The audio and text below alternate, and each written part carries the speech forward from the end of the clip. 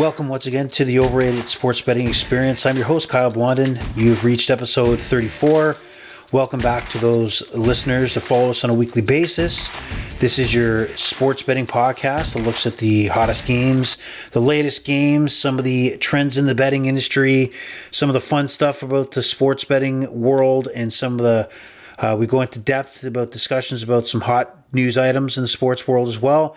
And of course, we promote responsible gambling. So welcome aboard. And for those who haven't joined us before, we hope you stick around and spread the word. You can join us on Twitter at Overrated Expert2 on Twitter. That's at Overrated Expert2 on Twitter. Or join the Facebook page, the Overrated Sports Betting Experience Facebook page that lets you post some picks, post your thoughts, post your opinions, join the journey that we're on here to become better sports bettors, learn the industry a little more, and get that much closer to becoming a little bit more professional and become sharper. So welcome again to episode 34. We got a lot to talk about today. We have some news in the NFL regarding Aaron Rodgers finally joining the Jets. We have the NFL draft coming up. Big games and series still going on in the first round, both NBA and NHL. Talk some EPL action as well. So let's get into it. And what we'll do is we'll kick it off with the biggest news of the day. And that is officially, we heard yesterday that Aaron Rodgers, formerly, and I said formerly, of the Green Bay Packers, is now finally a New York Jet. And he was introduced as a New York Jet today. And this is a move that we knew that was coming.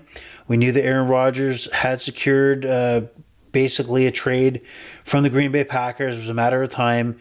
And I was surprised exactly, what Green Bay actually received from the Jets. I thought from the standpoint of zero leverage that the Green Bay Packers had, that they wouldn't really get much, but it turns out they got a decent haul. So Aaron Rodgers leaves the Green Bay Packers, heads towards the Jets. The Jets also swap their 13th pick and move back 2 spots for the Green Bay Packers' 15th pick in the 2023 draft. They also receive a 5th rounder in 2023. The Packers, again, like I said, swapped, move up to 13 in tomorrow's draft. They also pick up a 2nd rounder in the 2023 draft. They, again, also pick up a conditional 2nd round pick in 2024, but a caveat is if Aaron Rodgers does play 65% of the New York Jets snaps, he will then trigger a clause where it changes that 2nd round pick into a 1st round pick. So Packers did pick up more than I thought they would. The Packers are now going with Jordan Love. Jordan Love will be the quarterback. We don't know how that's going to turn out, but he's been around for a while now in the system in Green Bay, so we'll see how he does. But the New York Jets have a quarterback, and my thoughts are I like the move. From a standpoint of NFL quarterbacks, Aaron Rodgers at his age, he's an older guy, he's an older player. Didn't have the greatest season last year, but who are we comparing to? Zach Wilson? Zach Wilson, a bust, 2nd overall pick 2 years ago by the New York Jets. And what's that say? He's got to sit on the bench and watch Aaron Rodgers take over. And how embarrassed can douchebag Zach Wilson be? Yeah, douchebag Zach Wilson. You know my thoughts on him if you've joined this podcast before. So he is going to be riding the bench. Now, what does that do to the New York Jets Super Bowl odds? Well, according to FanDuel, when we have Super Bowl odds, Kansas City still leads the way, which is appropriate, makes sense. And the New York Jets are actually have the 7th best odds, and tied actually with Dallas. I don't know why Dallas is up there, but 7th best odds, 6th or 7th, I guess you could say, at plus 1,400 for Aaron Rodgers and the New York Jets to go on and win the Super Bowl this season. Now, if you look at Kansas City to me is the only legit team that I think is a team that should be looked upon as the class of the AFC, the class of the NFL. Their Super Bowl rings and their performance and Patrick Mahomes, they don't need to make an argument or a claim. They got it. They're the top dog. When you look at the rest of the AFC and you looked at how Buffalo crapped out against Cincinnati in the playoffs, struggled in the regular season against the New York Jets, actually. And that's with garbage quarterbacking and Zach Wilson and a few other journeyman quarterbacks that have tried their best to keep the Jets out of the playoffs, which eventually it did. You tell me that Aaron Rodgers going up against the Bills, going up against the Bengals, going up against the Ravens, teams like that he cannot lead the Jets to victory, can't lead them to the promised land? Yes, he can. He's Aaron Rodgers. And Aaron Rodgers, one of the best quarterbacks of all time. He's got a few familiar weapons. He's got Hackett, the offensive coordinator. Everything's setting up for him to be comfortable in that offensive scheme. But, hopefully at his age, he remains healthy. He remains motivated. And I think that he'll make a good run with the Jets.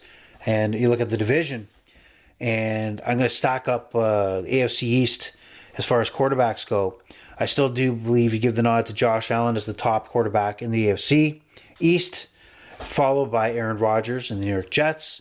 Then you got to put Tua and Mac Jones, I say, significantly behind those two quarterbacks. But I think great move by the Jets. Let's see they fail. Let's see the season implodes on them. They haven't made the playoffs since 2010. What does it matter? They have to make a move. They have to make a statement. They have talent on both sides of the football that they need a quarterback. Every NFL team needs a quarterback.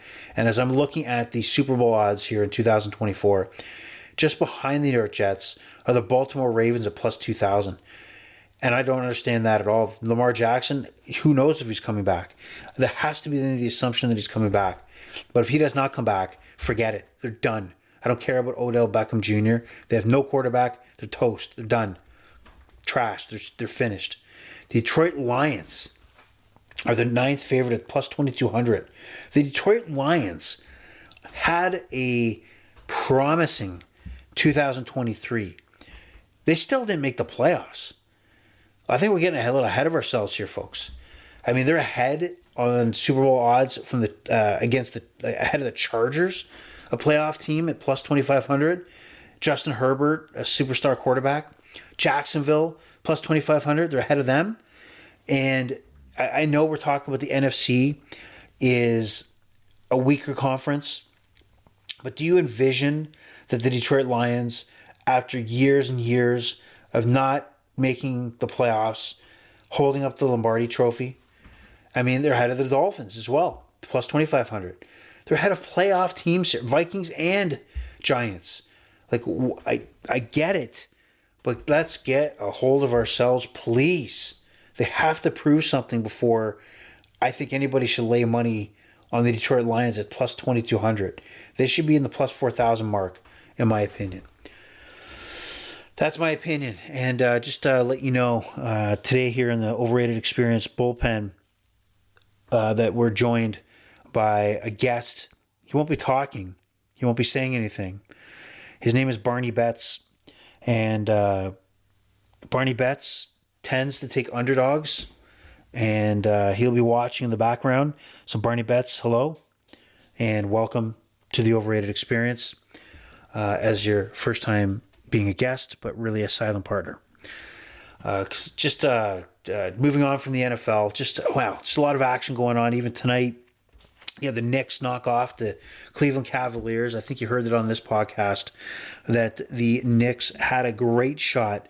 The type of team the Knicks are could run with the Cavaliers, and they obviously showed it. What I loved about that series was the over-under continued to be 211, 207, and tonight it was 202.5. And all you had to do each game was hit the under. Hit the under. So tonight's game ended at 201. And again, under.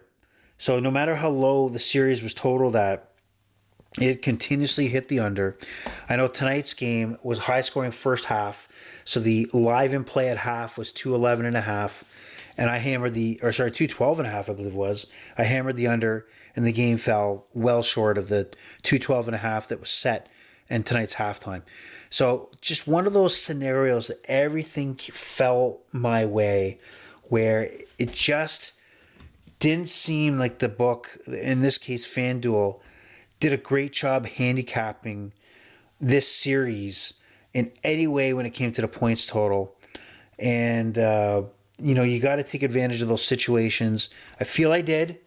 There's many times I don't take advantage of those scenarios. This one I did, so it paid out. So go Knicks, go. You got to know that New York's rocking, right? Manhattan's going nuts. Knicks are moving on to round 2. Some other series going on tonight in the NBA. Golden State, Sacramento are going at it. Miami is looking at, and they're tied at 2. Miami is looking to eliminate Milwaukee, which is a tough task since Milwaukee's at home. They're up 91-83 in the third quarter. Lakers lost tonight. Grizzlies get one back, but the Lakers are still up 3-2, heading back to LA. I expect LA to close that one out. I expect Miami. I'm not, I expect Miami to probably drop this one tonight, but the spread of 12. I think that was way, way too generous. I think it was 12.5. Way too generous for the Bucks.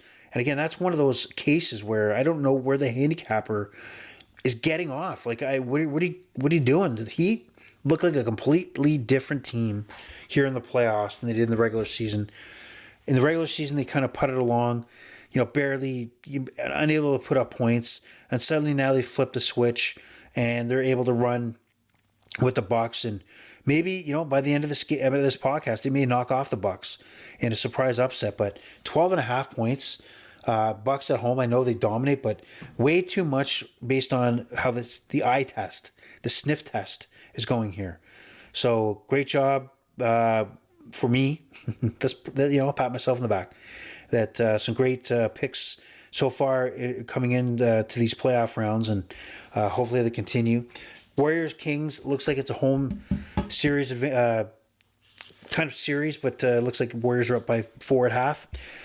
And if we look a little further into the basketball story here, the Atlanta Hawks had a big win against the Boston Celtics last night. And wow, how ice cold is Trae Young? Trae Young hit a huge 3, just ice cold in his veins, put the Hawks up 119-117, shut down the Celtics. Celtics choked up leads. Now, is there a real danger? Do we have something going on here? The Celtics were pretty much done with the Hawks in this series until last night. They gave Atlanta hope, and the series is heading back to Atlanta for Game 6. And if you look at it, the Hawks heading home, they're 6.5-point favorites. 6.5-point underdogs. And man, that seems like a large spread as well based on what we saw last night. But my eye tends to go towards the over-under here. This series has escalated as far as points. And both games in Atlanta were significantly in the late 40s, 50s, I believe. Significantly high. Even the game in Boston, which tends to be lower scoring, was better than 231.5, which is the set total on FanDuel. Bet365 has the total at 232.5.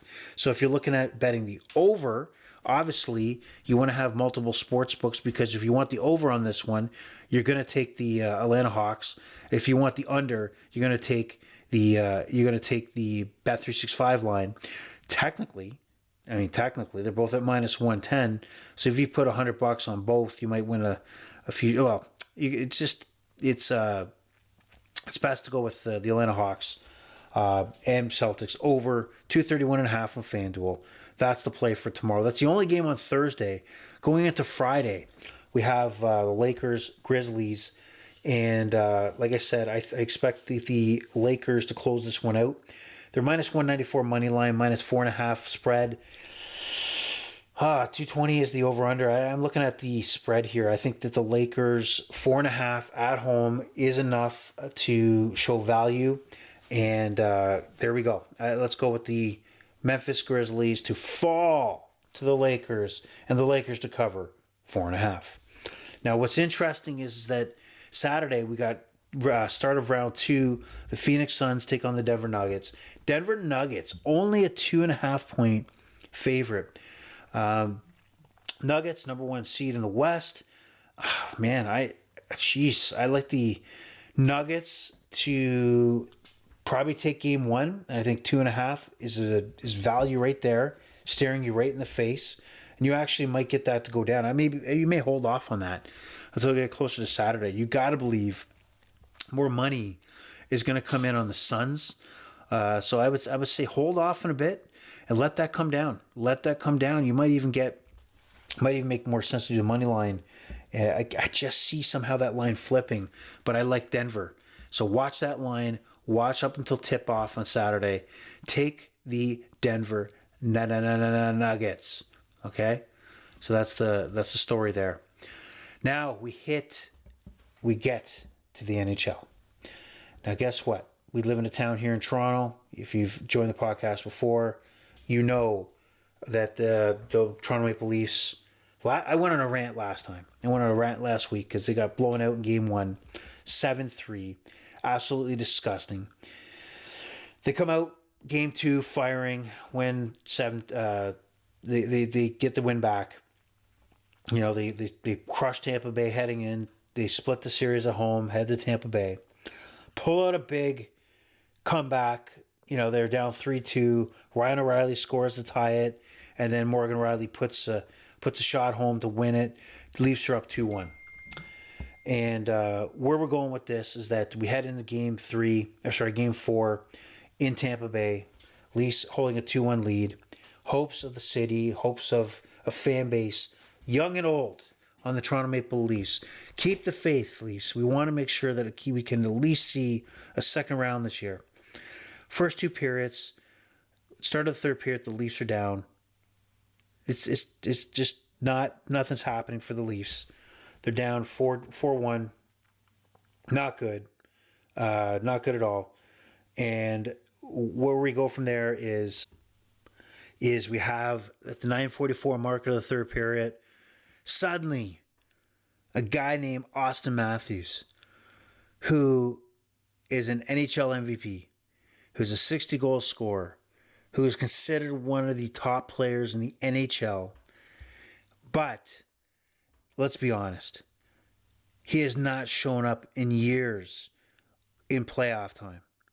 He may have some points on the board, but if anybody who has a critical eye can tell you he has not played like a superstar in any game that I witnessed in the playoffs over the last 4 to 5 years at all. He's disappointed. You know, I know he tries. I know he's putting the effort out there. He wants it. But let's just call it what we do. Like if you have the eye test, you're looking and watching. He does not dominate. Teams shut him down. And at the 9:44 mark, Austin Matthews rips one past Vasilevsky to make it 4-2. First sign, Austin Matthews is showing what Austin Matthews can do. That's a good sign. Thinking, you know what, 4-2 now. Leafs are dead. They're done. We'll have to come back to Toronto. A couple minutes later, 12:29, play, in the Tampa zone, power play. Austin Matthews circles around, tips a puck in, scores 4-3. Austin Matthews looks like the Austin Matthews we see in 82 games in a regular season. So exactly what the Leafs needed. Their superstar, their guy, their MVP, stepping up when they need it the most. And for that brief period of time, for that third period, Austin Matthews was what we expect and needed. He showed up. 4-3. 3 minutes later, and change, Morgan Riley ties it up. John Tavares getting in front of Vasilevsky, throws him from the point. Toronto fans cannot believe this. What the hell's going on? They've already written them off. City is flat. Suddenly when Riley scores, the city's going nuts. Can this happen? Can we win this game? Game goes to overtime. Tied. I guess we look at this as a bonus. If we get the win, you're great. If not, at least we had a great effort here. Puck goes back to the point. 4:14, third period or overtime. Shot, front of the net. Alex Kerfoot, tip, scores. Leafs win. City goes nuts. Can't believe. I know many people watching the first 2 periods, including myself. I happened to watch it, but I could have easily turned the TV off and said, fuck these guys. Same old fucking Leafs. Bye-bye. But no, I happen to just keep hanging in there. Witness, 4-4 tie. overtime victory. Leafs are up 3-1. Now I'll tell you, if these guys blow it, I gotta burn my jersey. I have to burn the jersey. I gotta take it out back, throw it on the old fire pit, light it up, and just maybe change, the hockey gods' pain and suffering for Leaf fans. But let's hope that tomorrow night, Game 5 back in Toronto, that the Leafs need to put the foot on the throat of the Tampa Bay Lightning and shut them down, crush them, finish the job, okay? Now, as far as wagering goes, if you look at the series bets right now, I know the Leafs are up 3-1. Don't get me wrong. Any other team in the NHL right now, I feel confident that, the series is going to end. But traditionally, the NHL is not unlike teams to come back from a 3-1 deficit, so it's not unheard of. We're talking about the Tampa Bay Lightning, who have 2 Stanley Cup rings, 3 straight Stanley Cup performances or appearances, final appearances. The Toronto Maple Leafs are minus 1,600 to win the series, up 3-1. I give you that. The Tampa Bay Lightning are plus 860, right? So what that means for you folks out there, if you take a flyer, and if you just use $100 as your guide, maybe even $10 as your guide, I don't care. If you bet $100 on the Tampa Bay Lightning to come back and win this series, you'll win $860 profit. All right? You throw $10 on, you win $86 profit. The Toronto Maple Leafs 2 years ago, when we had the All-Canadian division, were up 3-1 against Montreal, which is an absolute shit team, absolute garbage. They couldn't put them away. So if I'm a skeptic, and I'd like to believe I'm not, but maybe I am because I'm bringing this up, who knows. But there is value. I hate to say it. I don't want it. I don't want it to happen. And I'm not going to bet it to happen. But I'm just throwing it out there to this massive audience, and you can make the decision. Tampa Bay at plus 860, there's value. Let's not cut ourselves. The Leafs have not been able to get to the second round. I think this year's different. But I thought last year was different. I thought the year before was different. So I'm talking as a Leaf fan. I'm not going to touch that with the 10-foot pole.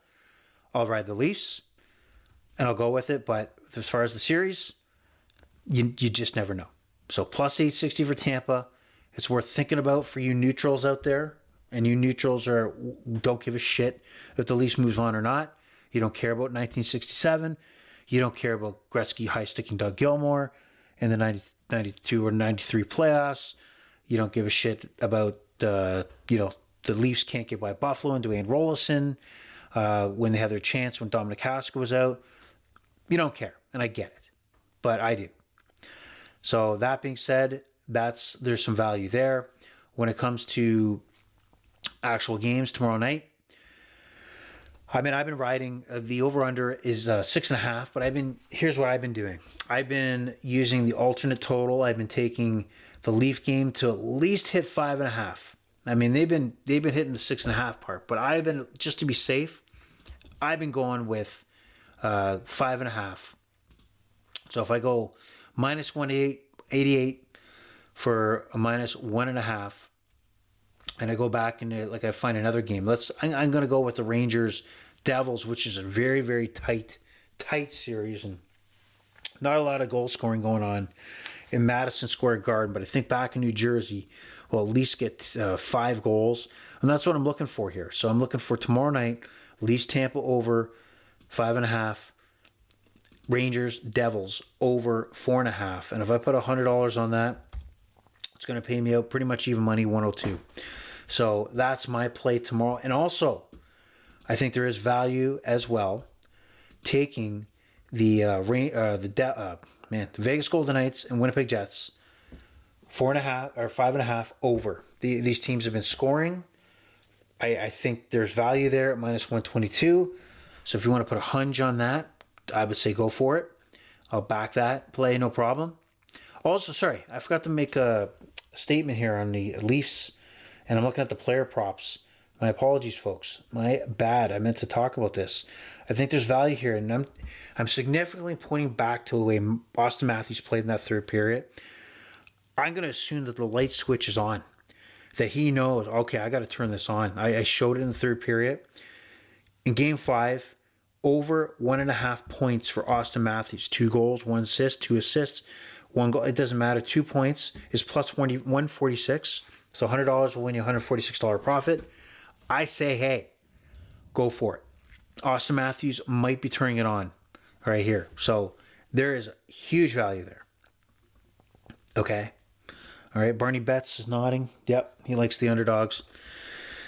Also, we got Carolina on Friday night. Carolina trying to shut down the New York Islanders. The Islanders pulled out a big win the other night to go back home for Game 6. Man, I do like Carolina probably to shut it out. I kind of like the Islanders. I like the vibe.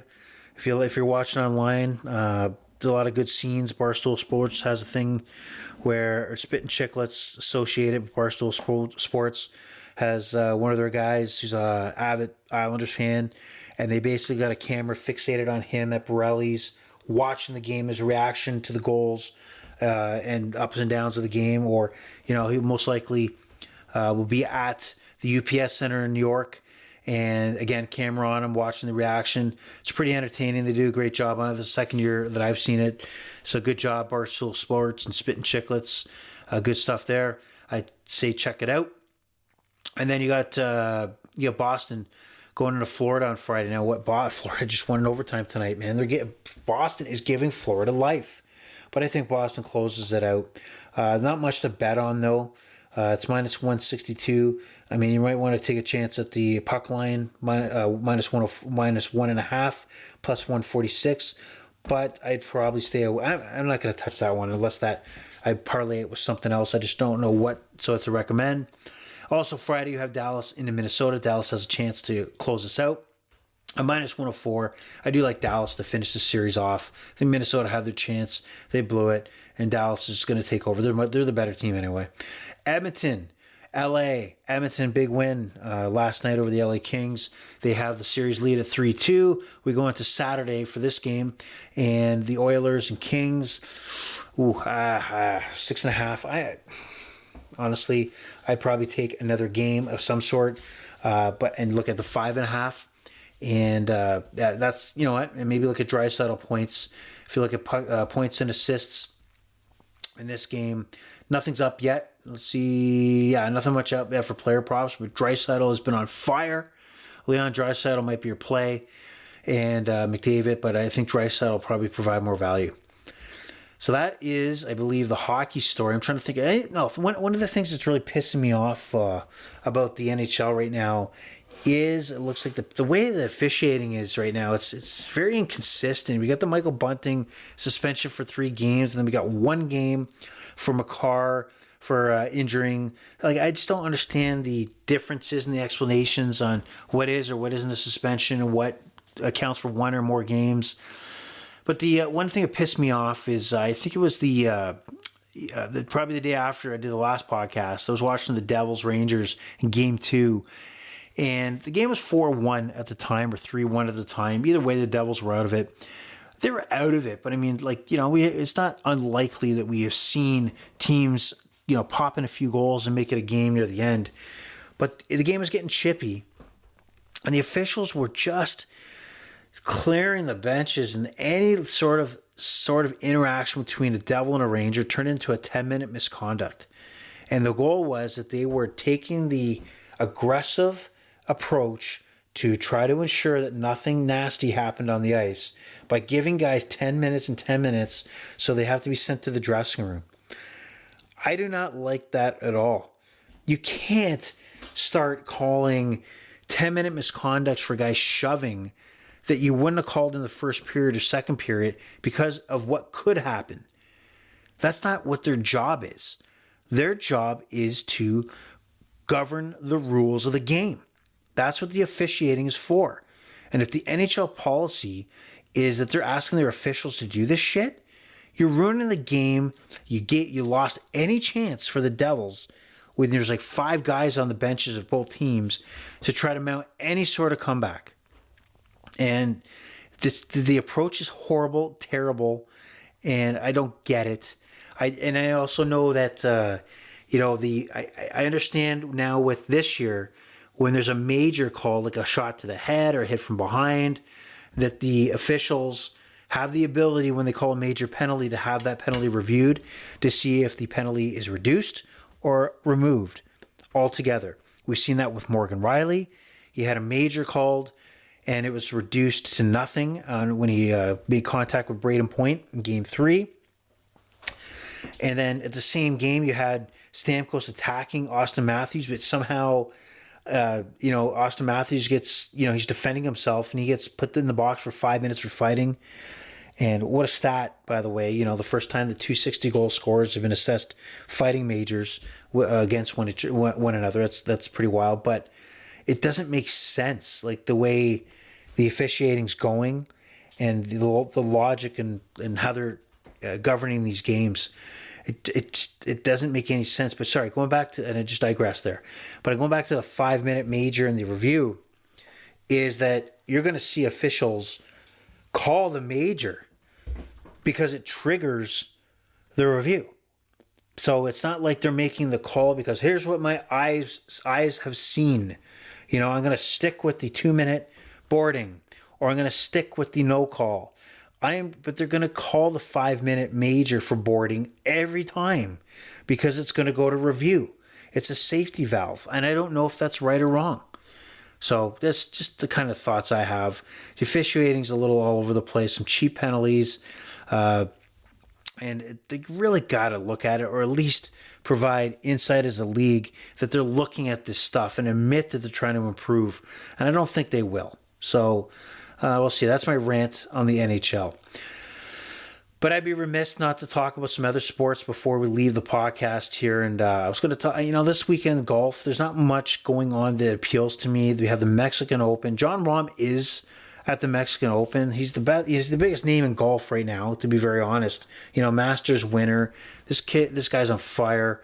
He's the favorite to win the tournament, but it's a very light tournament. Tony Finau's out there. You have Gary Woodland, a couple other names that you may recognize, but I'm going to stay away.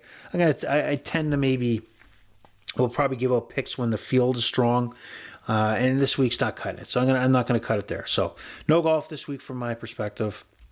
But what I want you to pay attention to is there's a lot of EPL action going on, a lot of soccer action that's worth talking about. Now today, for those who are following along the EPL, big game between Arsenal and Man City.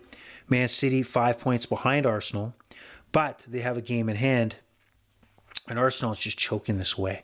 They're choking the Premier League just away. They lost over the weekend. They just choked. Man City came in today and just bent them over and took them to the woodshed. So they won 4-1 over Arsenal. Arsenal was never in this game, and now Man City is 2 points behind with a game in hand on Arsenal, and Man City is a powerhouse. It's hard to see. It could happen, but it's hard to see that Man City is going to choke and lose any of the remaining games. They could draw, but Arsenal has to win. They cannot draw. They have to win. They dropped too many points already. We'll see what happens, but I think it's done. Man City should walk away with this. Man City may have the opportunity to also win the Champions League and have one of the greatest seasons they could possibly imagine. And you know what? Simply, the Man City is a better team anyway. They're a powerhouse. Haaland is absolutely a terror on the pitch, and picking him up from Borussia Dortmund was exactly what they needed. A team that could not take that extra step in Champions League made a bold move to make a significant change, and they did it. So they should be applauded for that. But I guess it's all for nothing if they can't hold on to the Premier League and or get past Real Madrid to get to the final of the Champions League. We'll see what happens there. But just big games. And tomorrow, midweek action, I like Newcastle and Everton. I like a little same-game parlay. This game kicks off in the afternoon. I'll tell you the time in a moment. But if you look at the same-game parlay, minus 300 for over a goal and a half. And then you add in, let's say, shots on target. Shots on target. We got 7 or more, minus 430. And then you have corner kicks. I love a game where Newcastle is involved. Corner kicks, at least 9 corner kicks in this. So 8.5 over total corners. So 3 same game. So for a same game parlay, 3 bets over 1.5, 7 or more shots on target, over 8.5 corners. This is in the Everton Newcastle game. If you place 100, you're going to win a profit of $133. I like it. I think it's going to hit. And you're going to know my money's on it. And then going into the weekend, there's more action. I don't have as many plays. This is where I want you to check out the Twitter account, Overrated Experience, Overrated EXPER2 on Twitter, or you'll see my plays, EPL, basketball, NHL, whatever, on the Facebook page, the Overrated Experience Sports Betting Facebook page. We'd love you to join the page and follow along and spread the word for more plays coming up on Saturday. But I think that's what we got this week. I think we had a lot there. Again, Aaron Rodgers and New York Jet. Did you see that coming? It's, you never know. You never know who is going to wind up in what jersey. Tom, Wayne Gretzky one time got traded to the LA Kings. You have Tom Brady left the Patriots, and now Aaron Rodgers leaves the Green Bay Packers. Well, speaking of leaving, this guy and Barney Betts are out of here. We hope that your betting action coming up this weekend is profitable. Bet responsibly, and that is it. We are over, and we are out.